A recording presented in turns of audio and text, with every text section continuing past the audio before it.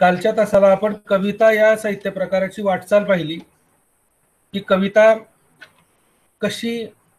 कसा कवितेचा प्रवास होता, कवितेची परंपरा कशा पद्धतीनं मराठी साहित्यामध्ये पुढे आली, कोणत्या कोणत्या कालखंडामध्ये कोणते कोणते काव्य प्रकार लिहिले गेले, या सगळ्या गोष्टींची चर्चा आपण कालच्या तासाला केली. आज आपण कवितेचे घटक या मुद्द्याची चर्चा करणार आहोत. कवितेचे घटक हा जो भाग आहे हा अत्यंत महत्वाचा आहे. कवितेचे वेगवेगळे घटक हे मानले गेलेले आहेत. जवळजवळ 7 वेगवेगळ्या घटकांची चर्चा आपण आज करू. जितके जास्तीत जास्त शक्य होतील तेवढे घटक कव्हर करण्याचा आजच्या पिरियडमध्ये आपण प्रयत्न करू.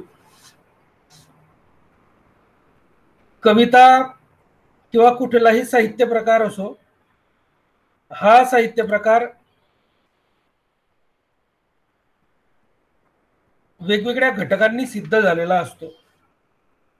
कवितेच्या संदर्भातही असेच वेगवेगळे घटक, म्हणजे जसं कथा या साहित्य प्रकाराचे आपण घटक पाहिले होते, त्याच पद्धतीने कविता या साहित्य प्रकाराचे घटक आपल्याला बघायचे आहेत.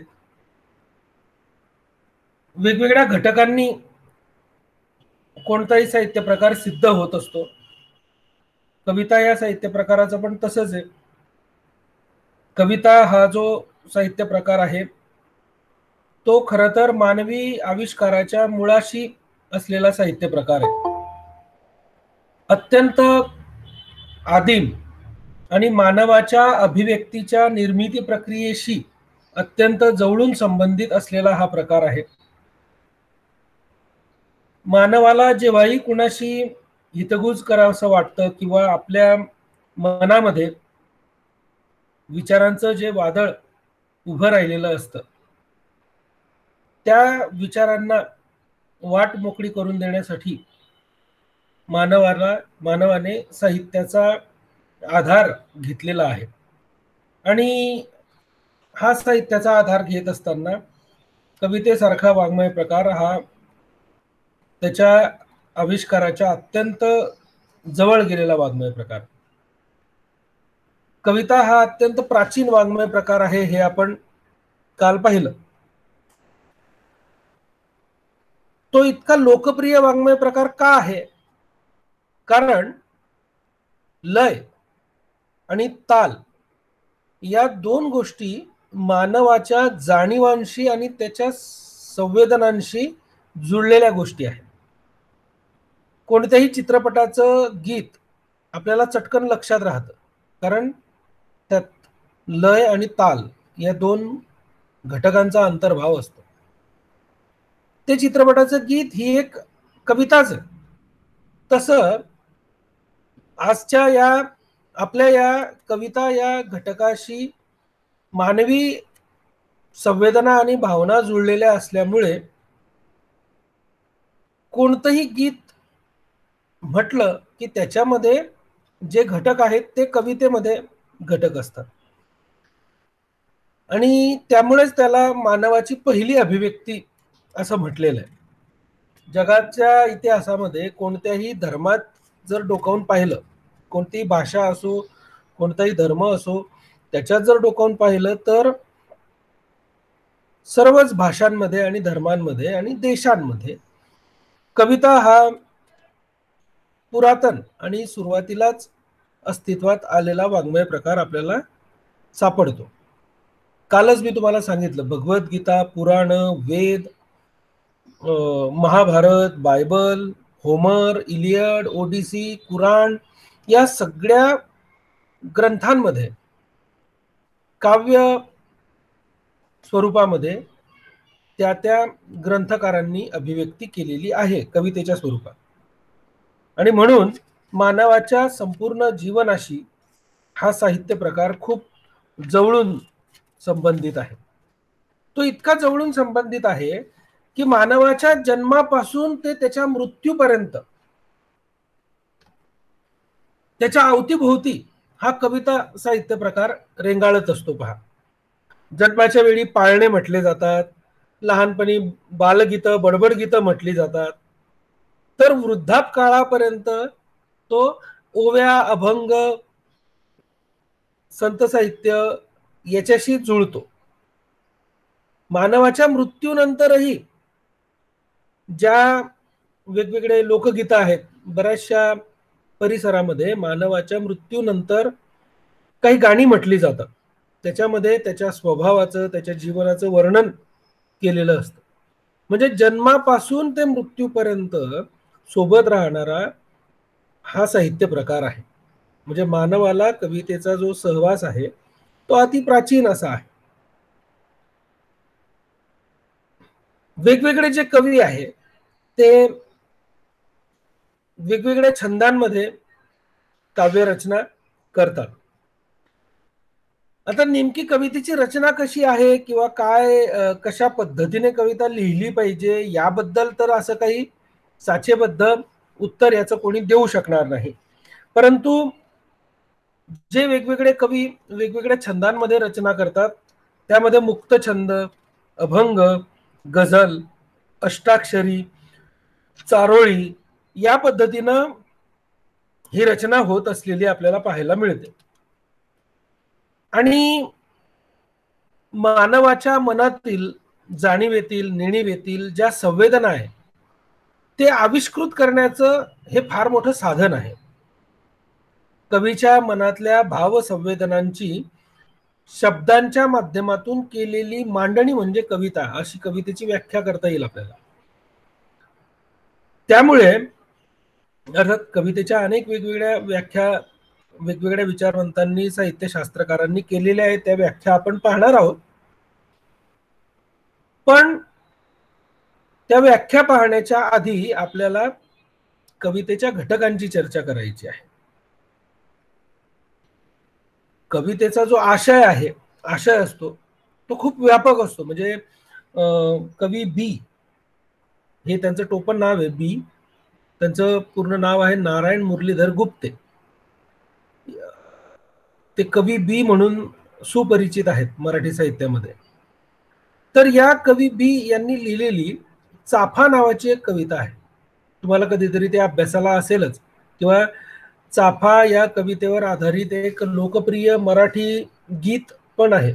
चाफा बोलेना, चाफा चालेना, चाफा खंत करी, काही केल्या फुलेना. ही कविता जर तुम्ही पाहिली किंवा बालकवींची औदुंबर नावाची कविता, अशा अनेक कवितांची उदाहरणं सांगता येतील. पण मी मुद्दाम या दोन कवितांची उदाहरणं तुम्हाला देतो. चाफा कविता या कवितेचं जेव्हा वेगवेगळ्या लोकांनी रसग्रहण केलं तेव्हा त्या रसग्रहणातून असं लक्षात आलं की चाफा कवितेचा जो आशय आहे तो मानवाच्या उत्पत्तीपर्यंतचा आहे. म्हणजे चाफा कवितेमध्ये चाफ्या म्हणजे प्रियकराला चाफ्याची उपमा दिलेली आहे आणि तो प्रियकर नाराज आहे आणि मग ती प्रेयसी त्याच्यासाठी ते गाणं म्हणते आहे. चाफा बोलेना, चाफा चालेना, काही केल्या चाफा खंत करी, काही केल्या फुलेना. तर एक प्रेयसी आपल्या प्रियकराला उद्देशून ते गाणं म्हणते आहे. परंतु इथे लौकिक जीवनातले ते प्रियकर प्रेयसी न राहता त्या दोघांची तुलना ऍडम आणि इव्ह हे जे पहिलं जोडपं पृथ्वीवर देवानं तयार केलं, जो आदिपुरुष आहे मानवाचा, त्या ऍडम आणि इव्ह पर्यंत या कवितेचा आशय जातो. इतका गहन आशय या कवितेमध्ये आहे. औदुंबर कवितेचं सुद्धा तसंच आहे. बालकवींची औदुंबर ही कविता जितक्या वेळा तुम्ही वाचली तितक्या वेळा त्या कवितेचे वेगवेगळे आशय आपल्या लक्षात येतात. त्यामुळे या दोन कवितांची उदाहरणं मी मुद्दाम घेतली की या कविता साहित्य प्रकारची व्याप्ती किती मोठी आहे पहा. कवितेचे जे वेगवेगळे घटक आहेत त्या घटकांमध्ये पहिला जो घटक आहे कवितेचा तो म्हणजे सूचकता. अर्थात सूचकता हा कोणत्याही साहित्य प्रकाराचा एक महत्वाचा घटक आहे. परंतु कवितेमध्ये सूचकतेला अनन्यसाधारण महत्व असतं. कवी काय करतो, वेगवेगळ्या प्रतिमा प्रतीकांच्या साह्यानं कवितेच्या माध्यमातून काहीतरी सुचवू पाहतो. प्रत्येक शब्द कवितेतला कुठला तरी आशय घेऊन आलेला असतो आणि त्या शब्दातला जो शब्दामध्ये दडलेला जो आशय आहे त्याला सूचकतेची जोड दिली की त्याच्या संबंधीच्या ज्या प्रतिमा प्रतीक आहेत त्याच्या माध्यमातून शब्दांचं अर्थ परिवर्तन शक्य होतं. त्या शब्दाचा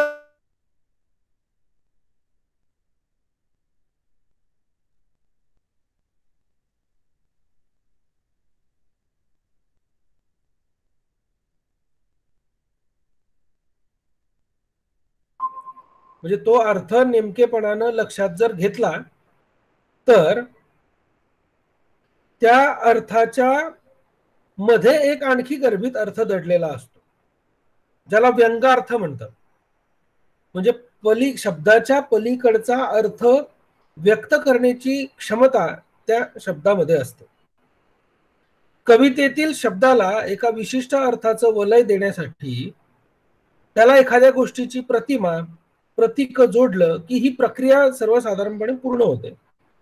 ती प्रतिमा त्याच्या रूढ अर्थाकडे न जाता त्याच्या व्यंगार्थाकडे जाते आणि त्यामुळे कवितेच्या ओळींना ती अधिक भावयुक्त करते. म्हणजे कुसुमाग्रजांची एक कविता आहे, स्वप्नांची समाप्ती, आपल्याला अभ्यासाला आहे ती कविता. त्या कवितेमध्ये 2 ओळी आहेत बघा. काढ सखे गळ्यातील तुझे चांदण्यांचे हात, क्षितिजाच्या पलीकडे उभे दिवसाचे दूत. इथं चांदण्यांचे हात ही जी प्रतिमा आहे ती सूचकपणे योजलेली आहे कवीने. त्याच्या प्रेयसीला सांगायचंय चांदण्यांचे हात म्हणजे संसारिक जबाबदाऱ्या. बघा तो काय म्हणतो, काढ सखे गळ्यातील तुझे चांदण्यांचे हात. म्हणजे इथं कवीला सांसारिक प्रापंचिक ज्या जबाबदाऱ्या आहेत त्याच्या कचाट्यातून मुक्तता हवी आहे. कारण काय, क्षितिजाच्या पलीकडे उभे दिवसाचे दूत. तो समाजामध्ये काहीतरी एक वैचारिक परिवर्तन घडवून आणण्यासाठी म्हणून कार्यरत व्हायला प्रेरित झालेला आहे. त्यामुळे त्याला प्रापंचिक जीवनातून मुक्तता हवी आहे. म्हणजे इथे प्रपंचाचा संसाराचा कुठलाही उल्लेख न करता प्रेयसीच्या चांदण्यांच्या हात म्हणजे हाताला चांदण्यांच्या हात अशी उपमा देऊन प्रपंचातून आणि संसारातून मुक्तता हवी असल्याचं सूचन हा कवी इथं करतोय बघा. आणि म्हणून सूचकता हे अत्यंत महत्वाचा घटक कवितेच्या संदर्भामध्ये आपल्याला सांगता येईल. कवितेमध्ये आणखी दुसरा एक घटक महत्वाचा आहे, तो म्हणजे कवितेतली लय. कवितेमध्ये जी लय असते ती खरं तर या साहित्य प्रकाराचा प्रारंभिक घटक आपल्याला सांगता येईल. कारण मुक्त छंदासारख्या काव्य प्रकारामध्ये यमक तर काही आढळत नाही. त्यामुळे मुक्त छंदासारखा जो काव्य प्रकार आहे त्याला लयीत बसवणं फार कठीण आहे. परंतु अष्टाक्षरी किंवा अभंग किंवा वेगवेगळ्या छंदांमध्ये लिहिलेल्या ज्या कविता आहेत, गझल वगैरे, यांना लय देणं सहज शक्य आहे. आता ही जी लय असते ही आशयाशी निगडीत असते. कवितेतील गतिमानता सौंदर्यात्मकता या तत्वांना ती समोर आणते. यांचा एकत्रित लयाविष्कार जर घडला तर सुरस असं काव्य निर्माण होतं. आता ज्या कविता वृत्तबद्ध किंवा छंदबद्ध असतात त्या कवितांना ही लय आपोआपच प्राप्त होते. मी आताच तुम्हाला सांगितलं की अभंग, गझल, अष्टाक्षरी या ज्या काव्य प्रकार आहेत हे याच्यातून आपोआपच कवितेला लय प्राप्त होते. म्हणजे बालकवींची कविता पहा, भिंत खचली कलथून खांब गेला, जुनी पडकी उद्ध्वस्त धर्मशाला. इथं गेला शाला, इथं असा यमक साधलेला आहे पहा. किंवा अरे संसार संसार, जसा तवा चुलीवर, आधी हाताला चटके मग मियते भाकर. चुलीवर आणि भाकर, बघा इथं पण यमक साधलेलं आहे. बहिणाबाईंची ही कविता अष्टाक्षरी आहे. प्रत्येक ओळीमध्ये 8 अक्षरं आहेत. किंवा अभंग पहा, देवाची द्वारी उभा क्षणभरी, तेणे मुक्तिचारी साधी गेल्या. ज्ञानेश्वरांनी लिहिलेला हा हरिपाठाचा अभंग. त्याच्यामध्ये दुसऱ्या आणि तिसऱ्या ओळीमध्ये यमक आहे.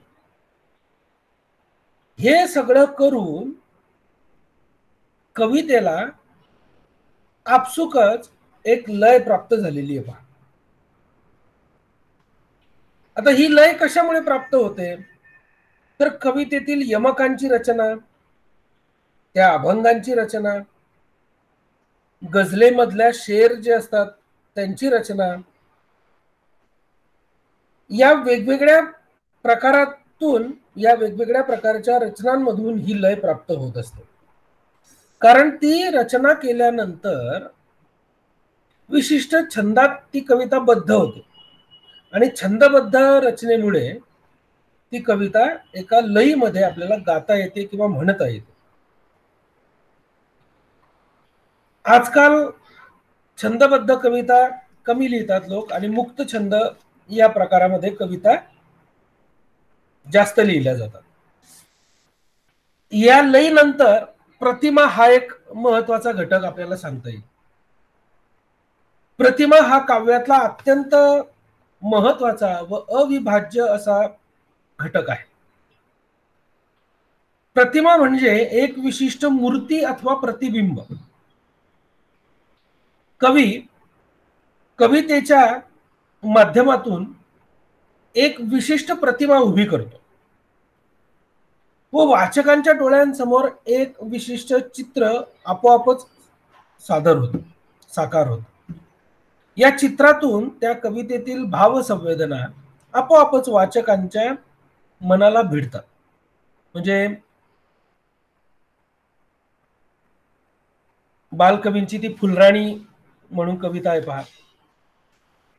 हिरवे हिरवे गार गालीचे हरित तृणांच्या मखमालीचे, त्या सुंदर मखमालीवरती फुलराणी ती खेळत होती. ही कविता जर तुम्ही वाचली तर तुमच्या लक्षात येईल की आपल्या कविता वाचता वाचता आपल्या डोळ्यांसमोर जंगलातल्या हिरवळीचं, त्यावर डुलणाऱ्या फुलांचं चित्र आपोआपच साकार होतं. आणि म्हणून सुधीर रसाळ नावाचे जे अभ्यासक आहेत ते म्हणतात की प्रतिमांची सेंद्रिय रचना म्हणजे कविता. वाचकाच्या चक्षुंसमोर नुसत्या शब्दांच्या योजनेतून एक विशिष्ट असा अनुभव व्यक्त करणारी, एक जाणीव उभी करणारी जी योजना आहे त्याला प्रतिमा असं म्हटलं जातं. ही या प्रतिमेच्या माध्यमातून एक चित्र वाचकाच्या डोळ्यांसमोर साकार होतं. काव्यामध्ये येणाऱ्या ज्या उपमा, रूपातिशयोक्ती यासारखे जे अलंकार आहे ते प्रतिमाच असतात. पण इथं वाचकांच्या मनात उमटणाऱ्या संवेदन चित्राला महत्व दिलं गेलं पाहिजे आणि हे संवेदन चित्र या प्रतिमांच्या माध्यमातूनच उभं राहतं. मी आताच औदुंबर कविता तुम्हाला सांगितली. या औदुंबर कवितेमध्ये वेगवेगळ्या आशयाचं चित्रण कवीनं केलेलं आहे. या आशयातून मानवी मनाचं तुटलेपण, त्याचा उद्ध्वस्तकडे होणारा प्रवास, या पद्धतीचा आशय बाहेर येतो. औदुंबर असो किंवा पारवा नावाची कविता आहे बालकवींची, मानवाच्या मनातलं जे एकटेपणा आहे तो या पारवा कवितेतून व्यक्त केलेला आहे त्यांनी. अशा वेगवेगळ्या प्रतिमा म्हणजे भिंत खचली कलथून खांब गेला, जुनी पडकी उद्ध्वस्त धर्मशाला,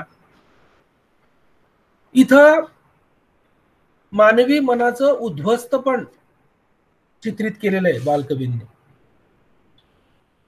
आणि वेगवेगळ्या प्रतिमांच्या माध्यमातून याचं चित्रण केलेलं आहे. त्यामुळे प्रतिमा हा सुद्धा एक महत्वाचा घटक काव्याच्या संदर्भामध्ये आपल्याला सांगता येईल. पुढचा जो घटक आहे तो म्हणजे प्रतीक. प्रतीक ही जी संज्ञा आहे ती कवितेच्या बहुपदरी आशयाशी अर्थाशी संबंधित अशी संज्ञा आहे. प्रतीक म्हणजे चिन्ह. म्हणजे जसं एखादं चिन्ह असतं त्याला एक सांकेतिक अर्थ असतो, ते चिन्ह काहीतरी सुचवत असतं. जसं ट्रॅफिक सिग्नलवर लाल रंगाचा सिग्नल लागला म्हणजे आपण थांबतो, हिरव्या रंगाचा सिग्नल लागला म्हणजे आपण गाडी पुढे नेतो, किंवा उजवीकडे बाण दाखवणारं चिन्ह असलं तर आपण प्रवासामध्ये उजवीकडे वळतो. या चिन्हांना एक विशिष्ट अर्थ आहे. साहित्यातही अशी वेगवेगळी प्रतीकं आहेत. म्हणजे जसं सूर्य हे प्रकाशाचं प्रतीक आहे, गाय हे मातृत्वाचं ममत्वाचं प्रतीक आहे, किंवा पृथ्वी हे घराचं प्रतीक आहे. वेगवेगळ्या कवींनी पृथ्वी हे प्रतीक वापरून घर याची मांडणी कवितेतून केलेली आहे. राम कृष्ण हे सर्वोत्तम पुरुषाचे प्रतीक म्हणून उभे होतात. म्हणजे असे पौराणिक संदर्भ कवितेत प्रतीक म्हणून पुढे येतात. कवितेतून कवी हा भौतिक सृष्टीच्या पलीकडे जाऊन अमूर्त असं जीवन विश्व रेखाटत असतो. ते जीवन विश्व रेखाटत असताना त्याने जी विविध प्रतीकं वापरलेली आहेत त्या वेगवेगळ्या प्रतीकांना त्याला एक विशिष्ट अर्थ द्यायचा असतो, आणि हा अर्थ देत असताना त्याला त्या अर्थातून काहीतरी सुचवायचं असतं. आणि ही सूचकता प्रतिमा आणि प्रतीकांच्या माध्यमातूनच खऱ्या अर्थानं सिद्ध होत असते. आणि म्हणून प्रतीक हा काव्याचा अविभाज्य घटक मानला गेलेला आहे. पुढचा जो घटक आहे तो घटक म्हणजे काव्यार्थ. कवितेचा जो आकृतीबंध असतो त्याच्यामध्ये वाच्यार्थ, लक्ष्यार्थ आणि व्यंगार्थ यांचा समावेश होतो. शब्दांच्या उच्चारावरून ज्या अर्थाचा बोध होतो तो वाच्यार्थ म्हटला जातो. तो मुख्यार्थापेक्षा वेगळा असतो, पण त्याच्याशी संबंधित असा अर्थ जेव्हा तयार होतो तेव्हा लक्ष्यार्थ संबोधला जातो त्याला. या सगळ्या एकत्रित म्हणजे मुख्यार्थ, वाच्यार्थ, व्यंगार्थ, लक्ष्यार्थ या सगळ्या विविध अर्थांमधून काव्यार्थ ही एकत्रित संरचना उभी राहते. दैनंदिन जीवनातल्या घटनांचं चिंतन कवितेतून कवी व्यक्त करत असतो आणि आपल्या पद्धतीनं ते आविष्कृत करत असतो. म्हणून त्याच्या रचनेतून व्यक्त होणाऱ्या अर्थाची जडणघडण ही त्याच्या शब्दांच्या मांडणीवर आधारित असते. काव्य निर्मितीमध्ये कवीचं एकूण व्यक्तिमत्व, त्याचे अनुभव विश्व, त्याच्या जीवनातील संवेदनात्मक जाणीव, त्याच्या जीवनविषयक आस्था या सगळ्या अभिव्यक्त होत असतात. त्यामुळेच कवितेतील काव्यार्थाचा आस्वाद वाचकाला घेता येतो. आणि कवितेतील काव्यार्थाचा आस्वाद घेत असताना वाचकाची संवेदन प्रकृती सुद्धा जागृत असली पाहिजे, तेव्हाच त्याला खऱ्या अर्थानं हा आस्वाद घेणं शक्य होतं. कारण शब्दांच्या पलीकडे असलेले हे सगळे जे विचार कवीला मांडायचे असतात ते प्रतिमा, प्रतीक, विविध रूपक, उपमा या सर्वांच्या साह्यानं तो मांडत असतो. आणि हे सगळं समजून घ्यायचं असेल तर काव्याचा जो अर्थ आहे तो आपल्याला कळाला पाहिजे. आणि म्हणून काव्यार्थ किंवा काव्यगत अर्थ म्हणजे काव्यात दडलेला अर्थ हा सुद्धा कवितेचा एक महत्वाचा घटक आपल्याला सांगता येईल. पुढचा जो घटक आहे तो म्हणजे सेंद्रिय एकात्मता. आता बघा, तुम्हाला लक्षात आलं असेल की कविता हे काही एखाद दुसऱ्या घटकानं सिद्ध होणारा साहित्य प्रकार नाहीये. कवितेमध्ये वेगवेगळ्या भावभावना, अर्थछटा, संवेदना, भावगर्भ अनुभव, जीवनविषयक जाणीव, स्मृती, विचार, कल्पना, संवेदना प्रकृती यांच्या अभिव्यक्तीबरोबरच शब्द व त्यांचे अर्थ, अभिव्यक्ती, त्यातून निर्माण झालेला नाद व लय यांचे एकसंध असे व्यवस्थापन त्याच्यामध्ये असते.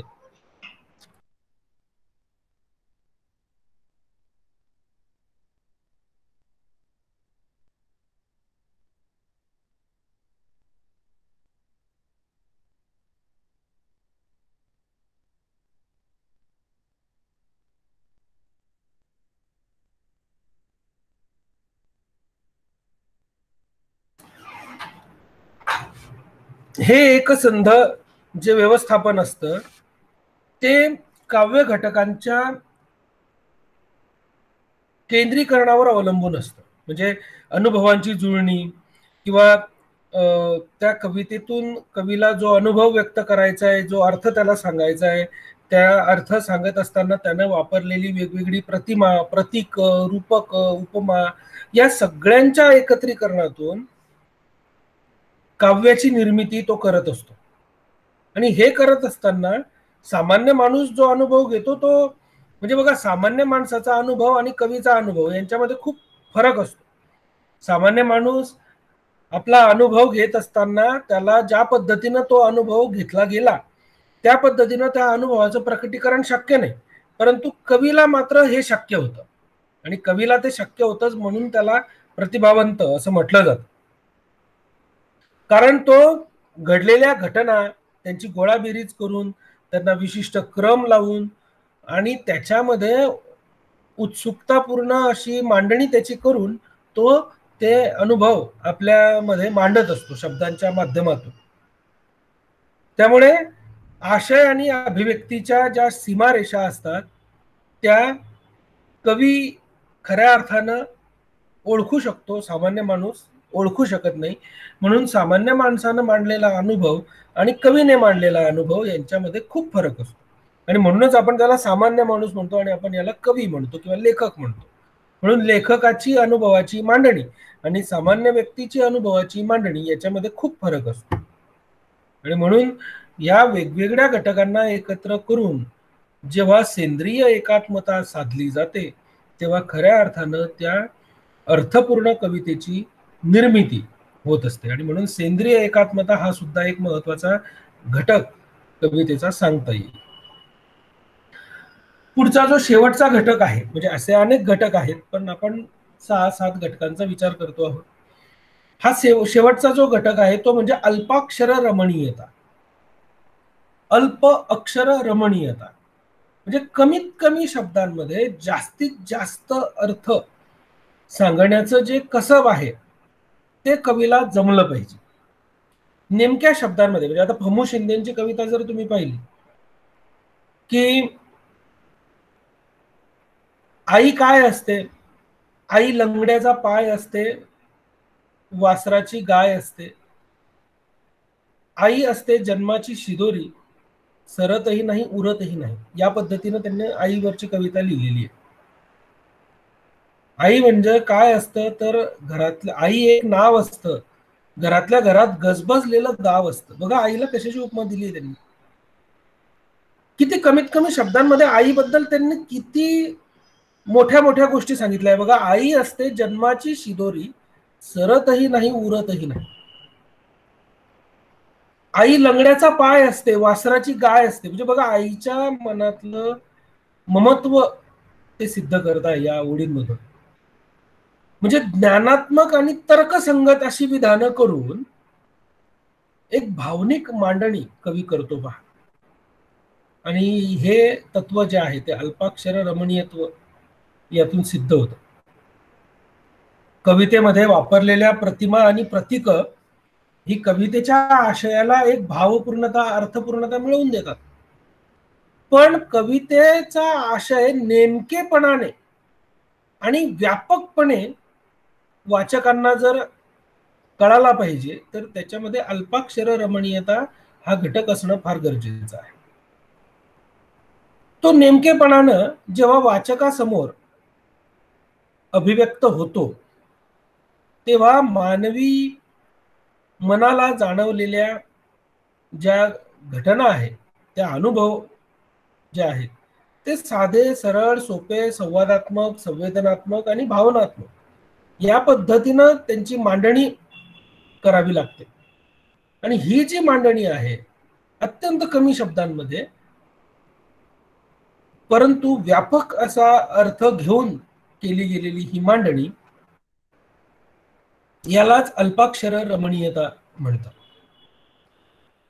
इथं प्रत्येक शब्दाचा संक्षेप दिसत असला तरी त्यात एकत्र बांधलेल्या अनुभवांचा आणि संकल्पनांचा एक विशिष्ट सांकेतिक मांडणीमधून चित्रांकन केलेलं असतं. जे अनुभव किंवा जे संकल्पना आहेत, जे कवीला म्हणायचंय त्याची एक विशिष्ट अशी सांकेतिक मांडणी कवी करत असतो आणि तेव्हा ते सगळं चित्रण हे अत्यंत कमी शब्दामध्ये परंतु गहन अशा अर्थामध्ये परावर्तित होतं. तुमच्या लक्षात आलं असेल की कवितेचे घटक पाहत असताना आपण 7 वेगवेगळे घटक पाहिले. त्याच्यामध्ये सूचकता, कवितेतील लय, प्रतिमा, प्रतीक, काव्यगत अर्थ किंवा काव्यार्थ, सेंद्रिय एकात्मता आणि अल्पाक्षर रमणीयता असे हे 7 घटक आपल्याला कवितेचे सांगता येतील. आज या पिरियडमध्ये मला कवितेच्या घटकांबद्दल चर्चा करायची होती. ती तुम्हाला समजली असेल. काही शंका असतील तर तुम्ही मला विचारू शकता. समजलं नसेल तर विस्तारानं वाचण्यासाठी याची PDF गुगल क्लासरूम मध्ये मी टाकतोच आहे आणि हा व्हिडिओ सुद्धा गुगल क्लासरूम मध्ये अपलोड करतोय, तो तुम्ही पाहू शकता.